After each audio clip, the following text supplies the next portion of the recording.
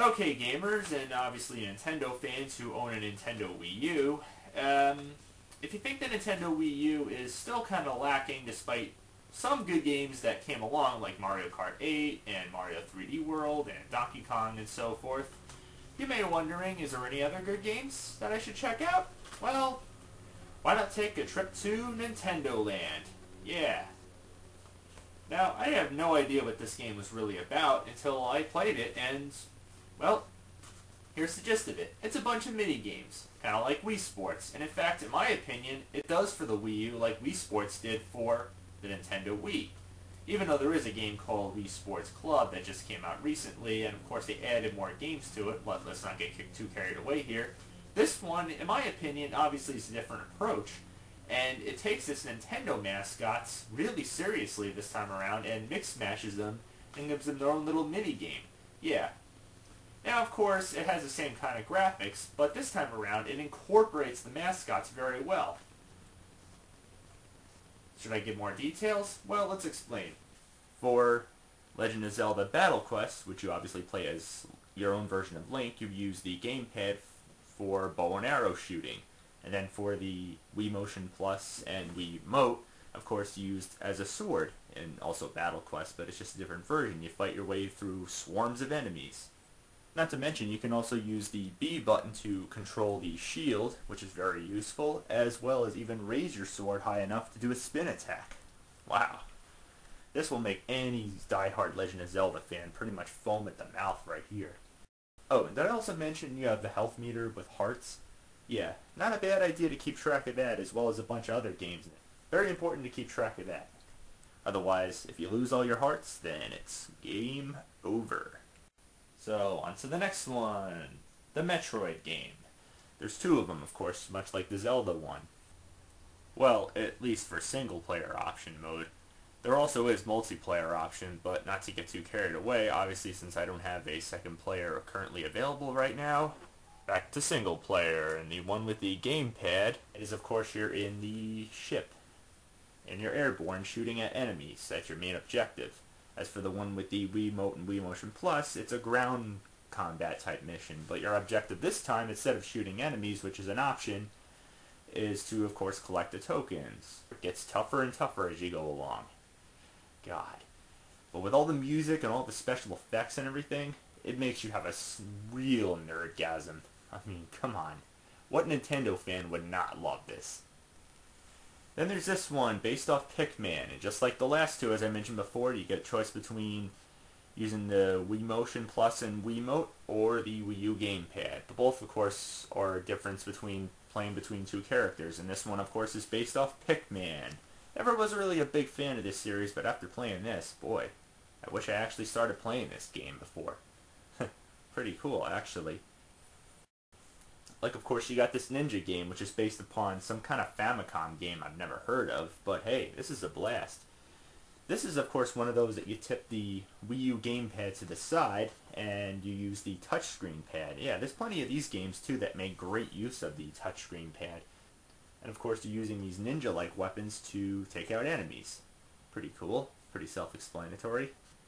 And, of course, you have to tip the Wii U gamepad up to restock your inventory. Same thing goes for the Legend of Zelda crossbow game, or I should say Battle Quest game, yeah, to restock your inventory, which of course you have to frequently do, because you're going to be using a lot of these weapons as you go along. Not to mention, it is also one of those games that you have to hold the Wii U gamepad to the side, or I should say vertically. Same goes for the game based off the beloved F-Zero franchise, or I should say loosely based, considering this is not a racing game. Only difference is, this is gyro control. Yeah, and this is another one of those that I also might mention, and the same goes for a lot of these games, that whatever you see on the screen is not exactly what you get on the TV. I'm sure you've already pinpointed that before I have mentioned it already. This one is just all about basically beating the clock and avoiding different obstacles. Not much to say there. Yeah, it's not a racing game, unfortunately, but yeah, it's gyro controls. This kind of gyro control also goes for this game, which is loosely based off Donkey Kong. You're playing as this wooden little guy, and you gotta be careful not to break him, because he's very breakable, I must say. Yeah, it's pretty fun, and very challenging, in fact, and you get a couple of checkpoints here and there. Of course, you use the R and L top buttons to lift some of the platforms, and also you blow into the gamepad to move the platform up. This can get a little bit exhausting, but it takes time to getting used to. Then there's this one, which is based loosely on Yoshi. I don't see any relevance to this one. What you see on the TV, yeah, you got to draw across and make sure that Yoshi gets the fruit and makes it to the door. If you don't get the fruit, well, you can't make it to the door. And it gets harder and harder. Like every other game in this whole collection, it gets more and more challenging. And then there's this one, which makes great use of the touchscreen pad, which is based upon, of course, if you remember the old NES game, Balloon Fight. Again, wasn't really too big on that game, but hey, this one's pretty fun, and the scenery's pretty cool and everything. And then there's this one that's based loosely off the, if you've heard of the Game & Watch series. I don't see any relevance between these two games, but yes, obviously because it uses the same kind of graphics with an octopus that you have to follow the dance moves and copy them move for move. If you don't, then out you go. This one, on Zero and pretty much all the other games that I mentioned before, it pretty much works off the regular analog controls, off the 2 analog sticks on the Wii U gamepad. No motion controls on this one. And some of these actually do support not only 1-player, but 2-player mode. These, of course, are the ones, as you've seen before, that I'm only able to play as 1 player. These 3, which this one is based loosely upon the Mario and Yoshi series, you can only play if you have 2 or more players. Then, of course, this one, which is based more and reminds me more of the Luigi's Mansion series, and I can definitely see why it requires 2 or more players, is because obviously it's more or less a game of playing hide and go, tag, or seek, or whatnot. And then you got this one based upon Animal Crossing. Not much to say there. 1 player goes and hides, and the other player tries to catch up to them, or I should say, tackle them, I should say. Again, wasn't really much of a big fan of this series, but it's pretty cool if you can get another player. I just wish there was actual Wi-Fi compatibility with this damn game. But I'm not going to bash this game.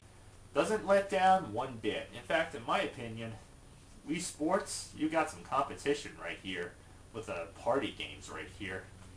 Definitely worth checking out. But with the multiplayer problem, it could have been resolved, and of course the online problem, but overall, I'd say I was really pleased with this one, and it's definitely fun to play. So, my honest opinion is, a Wii Remote with Wii Motion Plus up and a plain Wii Remote up. Definitely worth it.